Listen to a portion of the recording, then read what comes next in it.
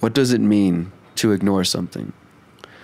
What does it mean to become apathetic, to close your eyes, to cover your ears, to shut your mouth? To look around at the world and to see a growing list of problems ranging from police violence, surveillance, violations of civil liberties, endless wars, caging of innocent people, and the general destruction of all morality. What does it mean to witness this and to sit by and do nothing? This is a question that we must ask ourselves. As we look around and we see these things, yet we also see a lack of resistance to these things, a lack of awareness to these things. We see a lack of action in response to these acts of criminal negligence against the people. These things combined, ignorance, apathy, and general lack of action, are killing us, not just in the United States, but around the world. Go anywhere in the world, travel anywhere you like, and do a search of the political situation. And without a doubt, you will find corruption. You will find violence. You will find all of these problems institutionalized. And you will also see a mass of people who have been indoctrinated to believe that the politicians and the people who claim to be in power are on their side and care about them, and that they are actually working to fix some of these problems. And again, as you travel and you see and you meet other people, or you connect through people through the internet, you start to understand that all over the world, the masses are completely ignorant or apathetic, or even when they are aware and when they're not apathetic, when they do care, they lack action. Sometimes this lack of action comes from a lack of options, or at least a lack of awareness of options. Many people feel like there's nothing they can do. They feel hopeless. They're stuck in dead-end jobs. They have families to take care of. They're struggling just to make rent or get a meal. They're living check to check. And this is becoming more and more of a reality to people. Sure, if you want to chase the materialist worldview, if you want to chase after money, you want to chase after possessions, there's a place for you in this world. There's a place for you to become a celebrity, to become a influencer on social media. As long as you don't rock the boat, as long as you don't question things too much, as long as you don't point fingers in the wrong direction, and definitely as long as you don't get your supporters and your listeners and your friends and your family to challenge and question these things, well, then you can live a happy life. You can live a relatively successful, materially wealthy life. But I don't think that's what most of us are after. Surely we want security, we want peace, we want to be able to feed our families, we want to be able to have our bills taken care of and have some level of sustainability. Some of us want to go off grid, and some of us want to create intentional communities. Others are happy to live in the city, to live in the suburbs, and they just want to know that they're not being robbed by the government, or that corporations are not poisoning their food and their water, or that their children are not going to be indoctrinated at public schools, or that they're not going to have to forcibly vaccinate their children, or that the corporations and government won't force new technologies and new agendas onto the people. Ultimately, everybody just wants to be free. Everybody wants to find that piece of happiness that they're looking for. And even those words, free and happy, they're very subjective and they differ from person to person. But ultimately, I think in the heart of every single human being on this planet, we want good for others as well. We don't generally wake up every day thinking about how to hurt other people. We don't think of how to get over on other people, for the most part. There are those of us who have been traumatized, who have been damaged, and so hurt people, hurt other people. And this system takes advantage of that. This system takes advantage of our trauma, of our pain, and it also takes advantage of our desire to smother that pain and to smother that trauma, or to ignore it, and to project our pain and our trauma outwardly, maybe to other people, or maybe even to the government and to the corporations.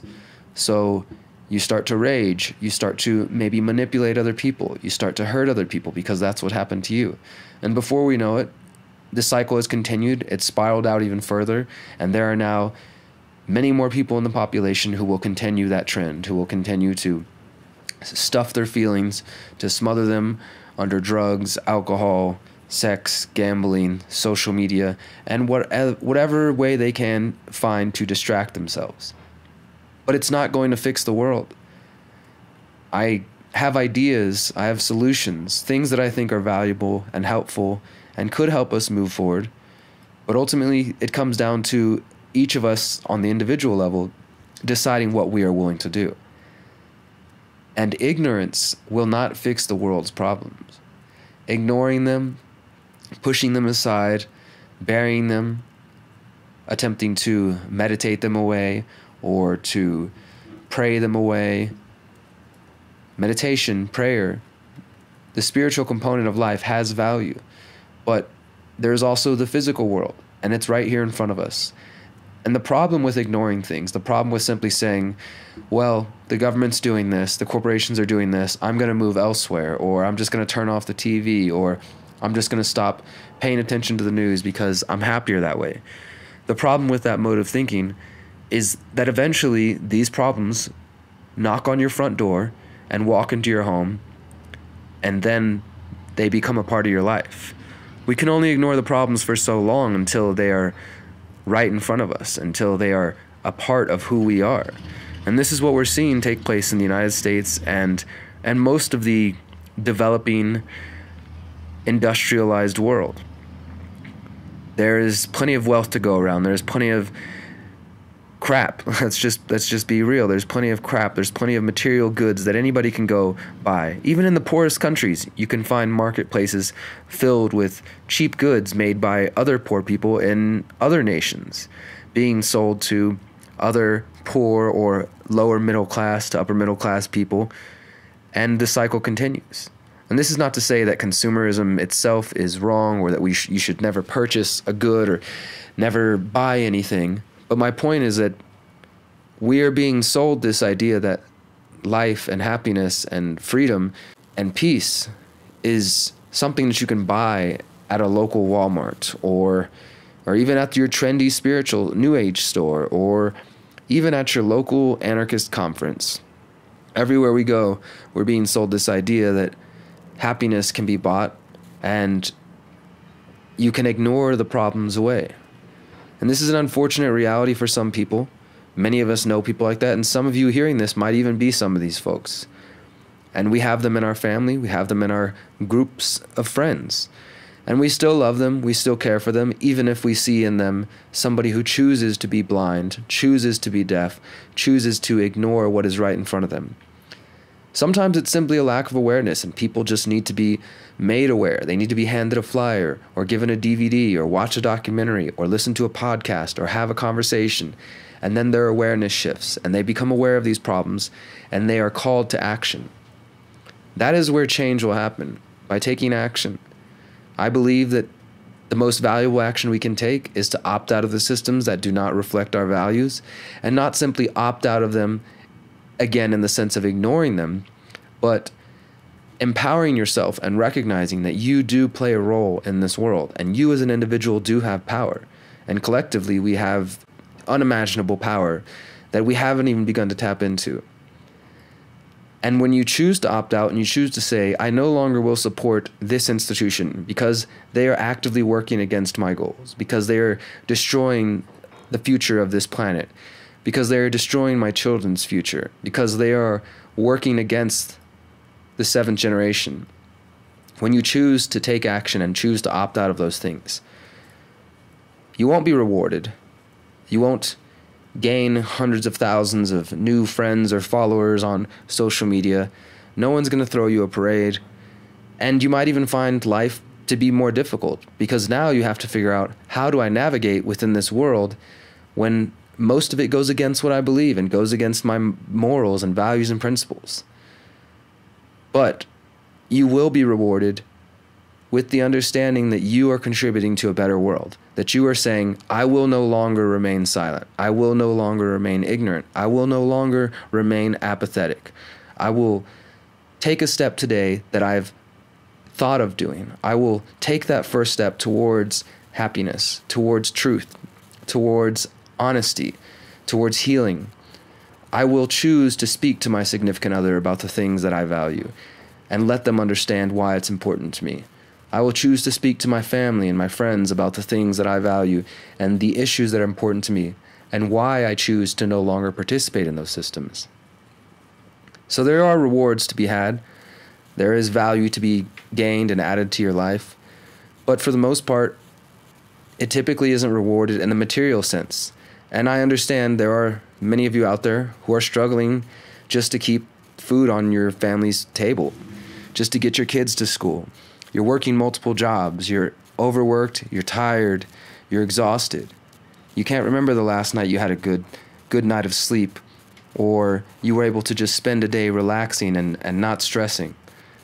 And I empathize, and I understand, and I hear you, and I feel you, and I recognize your struggle. I also know that you are capable of so many things that you haven't even begun to see. And that once you start to look in the mirror and to speak directly to yourself and to awaken that beauty within yourself, to awaken that great spirit that exists in all of us, and to call out to that, to call out for help, to call out for guidance, to call out for wisdom, to call out for strength, to call out for love, to call out for whatever you are in need of. And know that you are not alone in this struggle, that there are millions of people just like you around the world who look different, who speak different, who act different, yet they have a similar goal. They want to see a better world. They want to see more freedom, more justice. They want to live free of poison and poison of the mind, poison of the spirit, poison of our entire life. Poison comes in many forms, not just food, not just water. Poison is spewed every day on the television. It's spewed constantly through the internet, and it's spewed in all of the corporate advertising that surrounds us everywhere we go. When we allow that poison in our minds and into our hearts, it infects us, and it can make you believe that you're not able and capable of living the life that you truly want. It can lead you to comparing yourself to other people and self-judgment and self-hate. That only leads to dead ends. That only leads to death. It's time for each of us to step up to the plate and to say that ignorance will not fix things.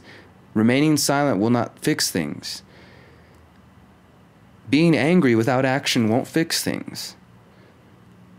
Resigning yourself to apathy, believing that they, the people in control, have so much power that there's nothing we can do. We might as well just party our faces off, or just find your little bit of paradise and ignore everybody else. But again, we can only ignore the problems for so long, because eventually they find themselves to our front doorsteps. They find themselves in our house, in our minds, and in our hearts. If we are surrounded by people who are indoctrinated, who are confused, who are unaware, who are overworked, and again exhausted, and at the same time dependent on this system that works against them, dependent on this matrix of lies, then we are going to find ourselves in a very, very difficult situation in the coming years. My only purpose in sharing this is just to get out some thoughts that have been on my mind, and to hopefully spark some conversation with you guys, just thinking about what it means to be aware, awake, or woke. Is that simply wearing some t-shirt, or posting a meme, or changing your Facebook profile, or going to the right festivals and the right conferences? Or is it something deeper than that? Is there something to this movement? I remember back when I first started to get into these ideas and to explore this. It was a DVD I watched. It was a book I read. It was a band I listened to. It was a conversation I had. And then my life was never the same, and it hasn't been the same since then, and I wouldn't trade it for anything. And I personally felt compelled to do something, to print out flyers and go put those on people's cars about issues that I was concerned about, to talk to my friends and see if they knew anything about this, to find other activists, to connect with people online, to attend protests and rallies and organize events and work with musicians and artists and try to find ways. I've tried hundreds of different tactics, some more successful than others. But my point is that we all have some strategy that we can choose. There's no reason to remain apathetic, ignorant, and to not take action. Each of us are living different lives. I have no children.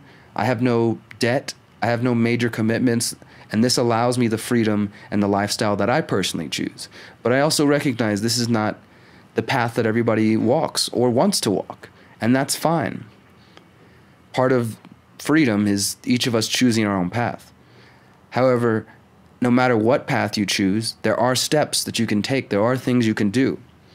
I can make suggestions, I can make videos, I can write books and essays and give you ideas. But ultimately, those ideas don't matter if you don't take that first step. And I guess if there's any point to this little rant here, it is to humbly, politely, but assertively ask you, my friends, to take those first steps, to get out of your bubble, to get out of your box, to let go of your fear, to start loving yourself, even if that sounds silly to you. I can think of times in my life where hearing people say that they love themselves or they appreciate themselves and value themselves sounded so corny and cheesy to me because I didn't know what it meant. I was so hurt and so angry in such a dark place that I didn't think that was even possible. I figured everybody was lying. I know different now. I still know struggles. I still know self-doubt. I still know self-judgment. But I also know that there is so much beauty within myself and within you that we have the ability to do so much greatness in this world while we're here. But we only have a short time here. So what are you doing with your time here, my friends? How long have you been on this planet? What have you done with that time? How much time do you have left? What do you plan to do with it? And again, I want to reemphasize, this is not coming from a place of judgment. This is a place of compassion, empathy, and love to you, my brothers and sisters, asking you to step up, to let go of the fear, to let go of the doubt, and embrace the beautiful, powerful, free human being that you are. And encourage that in others. Lift your brother and sisters up. When you see them down, lift them up. When you see them doing good, let them know you see them. Encourage them further. And take the inspiration that you see and what they're doing and use that as your fuel. Use it as a way to motivate yourself. Motivate your children. Motivate your nieces and nephews and uncles and aunts and mothers and fathers and grandparents and friends. See the beauty in them. Help them. Help each other. That's all I have to say today. I hope you guys enjoyed this. You guys know the drill. Like, follow, subscribe, all that good stuff. And until next time, remember, you are powerful, you are beautiful, and you are free. Peace.